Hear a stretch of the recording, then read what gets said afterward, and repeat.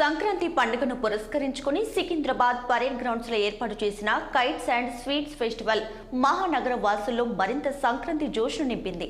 ఈ సందర్భంగా దేశ విదేశాలకు చెందిన పతంగులు ఎగిరాయి. కళాకారులతో కలిసి డప్పు కొట్టిన మంత్రులు పతంగులను ఎగరవేస్తూ మరింత ఉత్సాహాన్ని నింపారు. కైట్స్ ఫెస్టివల్లో బీఆర్ఎస్ నేత తలసాని శ్రీనివాస్, బీజేపీ నేతలు కిషన్ రెడ్డి, లక్ష్మణ్, ఇతర నేతలు వచ్చారు.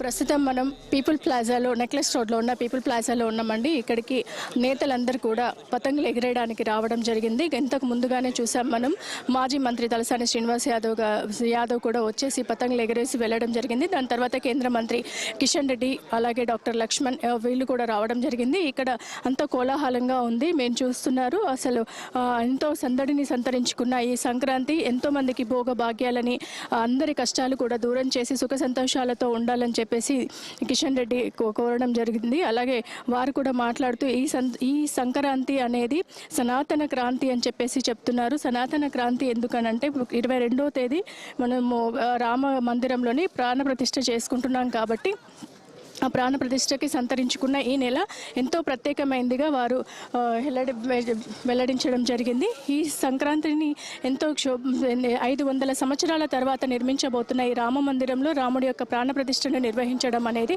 చాలా గొప్ప విషయం అని కూడా వారు తెలియజేశారు. అలాగే ప్రతి ఒక్కరికి కూడా తెలంగాణ మరియు ఆంధ్ర ప్రజలకి ఓవరాల్గా ఇండియా అందరికీ కూడా తెలంగాణ సంక్రాంతి భోగి కనుమ శుభాకాంక్షలు కూడా తెలియజేశారు. కెమెరామెన్ శ్యాముతో మాధవి. శుభాకాంక్షలు.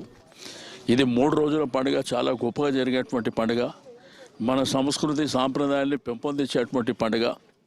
ఇక్కడ పతంగులు ఎగిరేసుకోవడంతో పాటు మన ఆడపడుచులు ముగ్గులు వేయడంతో పాటు పిండి వంటలతో పాటు అందరూ బ్రహ్మాండంగా దావతులు చేసుకున్నటువంటి గొప్ప పండుగ. ఎందుకంటే సంవత్సరం పొడవునా మన రైతాంగం కష్టపడి పండించినటువంటి పంటకు మంచి ధర పలికిన నాడు అందరూ సంతోషంగా జరుపుకున్నటువంటి పండుగ ఇది. బట్ ఈ పండుగని ఈ యొక్క సాంప్రదాయాల్ని మరి కొనసాగించవలసినటువంటి అవసరం ఉన్నది. తప్పకుండా పేరెంట్స్ కూడా పిల్లలకు చెప్పి ఈ పండుగల్ని ప్రమోట్ చేయవలసినటువంటి అవసరం ఉన్నది. సార్, స్కూల్లో కూడా ఈ మధ్య అంటే మన సాంప్రదాయాలు అంతరించిపోతున్నాయని చెప్పేసి స్కూళ్ళల్లో కూడా పెట్టడం జరుగుతుంది. దీన్ని ఇలా కంటిన్యూ చేస్తే మంచిది. డెఫినెట్గా చేయాలమ్మా, స్కూళ్ళల్లో చేయాలి. ఎందుకంటే కొన్ని లక్షలాది మంది పిల్లలు చదువుకున్నటువంటి స్కూల్స్లో మన పండుగల కోసం ఒక లెసన్ పెట్టవలసినటువంటి అవసరం ఉన్నది. ఎందుకంటే ఆ పండుగ బ్యాక్గ్రౌండ్ ఏంది, దాని గొప్పతనం ఏంది పిల్లలకు కూడా తెలియవలసినటువంటి అవసరం ఉన్నది. కాబట్టి ఈ పండుగల్ని మనం కాపాడుకోవాలి. ఎందుకంటే పూర్వీకులు పెద్దలు మన కోసం ఏర్పాటు చేసినటువంటి పండుగలు అంతరించిపోవడం, వెస్టర్న్ కల్చర్ రావడం అనేది చాలా ఇబ్బందికరమైనటువంటి పరిస్థితి. డెఫినెట్గా దీన్ని మనం ప్రమోట్ చేయవలసినటువంటి అవసరం ఉన్నది. మన పిల్లలకు ఖచ్చితంగా పేరెంట్స్ చెప్పవలసినటువంటి అవసరం ఉన్నది. ఈ పండుగలను యథావిధంగా కొనసాగించాలి. సార్, ఒకప్పుడు హరిదాసులు, గంగిరెద్దులు ఇవన్నీ బాగా సెలబ్రేట్ చేసుకునే వాళ్ళు చిన్నగా ఉన్నప్పుడు. మీరు ఎలా ఫీల్ అయ్యేవారు? ఇప్పటికీ అప్పటికి తేడా ఏంటంటే ఇప్పుడు అసలు హరిదాసులు కనిపిస్తలేరు, గంగిరెద్దులు కనిపిస్తలేవు. ఎందుకంటే ప్రతి వీధిన వస్తుండే, ప్రతి లేన్కి వస్తుండే, పొద్దున్నే 4:30-5 గంటలకే స్టార్ట్ అయిపోతుండే. కాబట్టి దీన్ని ఏంటంటే పెద్ద ఎత్తున ప్రమోట్ చేయవలసినటువంటి అవసరం ఉన్నది. ఎందుకంటే ఇది పండుగ అనేది చాలా గొప్ప పండుగ.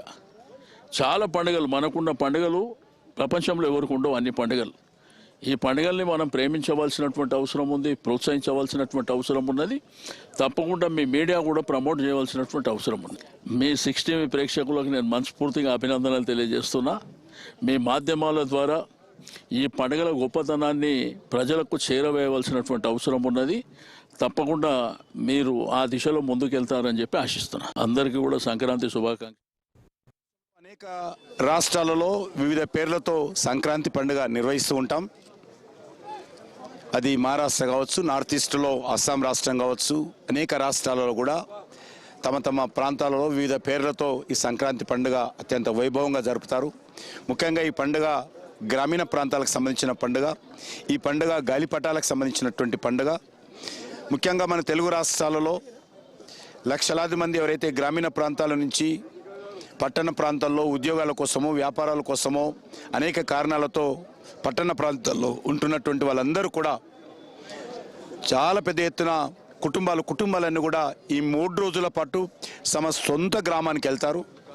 సొంత గ్రామంలో తమ జన్మలిచ్చినటువంటి గ్రామాన్ని, తమ చిన్ననాటి స్నేహితులను గ్రామీణ ప్రజల మధ్యలో మరి మంచి ఆహ్లాదకరమైనటువంటి వాతావరణంలో ఈ యొక్క సంక్రాంతి పండుగ గ్రామాలలో జరుపుకోవడం ఏదైతున్నదో చాలా సంతోషకరమైనటువంటి అంశము.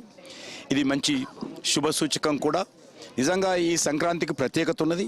ఎందుకంటే అయోధ్యలో ఇదే నెల 22వ తేదీ జనవరి ఏదైతే శ్రీరాముని యొక్క జన్మస్థానంలో అయోధ్యలోని రామ మందిరంలో విగ్రహ ప్రాణప్రతిష్ఠ జరగనున్నదో దానికోసము ఈ దేశంలో ప్రపంచంలో ఉన్నటువంటి కోట్లాది మంది ప్రజలు ఎదురు చూస్తున్నారు. నిజంగా తెలుగు రాష్ట్రాలకు మాకు ఈరోజు సంక్రాంతి ప్రారంభమైనప్పటికీ కూడా ఇది సనాతన క్రాంతిక 22 వరకు ఈ యొక్క మరి కొనసాగుతుంది. మాకు సంక్రాంతి 3 రోజుల్లో పూర్తి కాదు, 22 సాయంకాలం వరకు కూడా ఈ యొక్క సనాతన క్రాంతి సంక్రాంతి కొనసాగుతుందని మనం చేస్తా ఉన్నాను. 6 టీవీ వీక్షకులకు అందరూ కూడా సంక్రాంతి పండుగ శుభాకాంక్షలు. ఈ సంవత్సరం సంక్రాంతి చాలా ఉత్సాహంగా వైభవంగా మొత్తం హిందువులు జరుపుకుంటున్నారు. అయోధ్యలో రాముడు జన్మించినటువంటి మరి ఆ యొక్క భవ్యమైన రామమందిర నిర్మాణం ప్రధాని మోదీ గారి సమక్షంలో ప్రాణప్రతిష్ఠ జరగడం అందరం కూడా గర్వంగా భావిస్తున్నాం. యావత్ హిందూ సమాజానికి శుభాకాంక్షలు, అభినందనలు.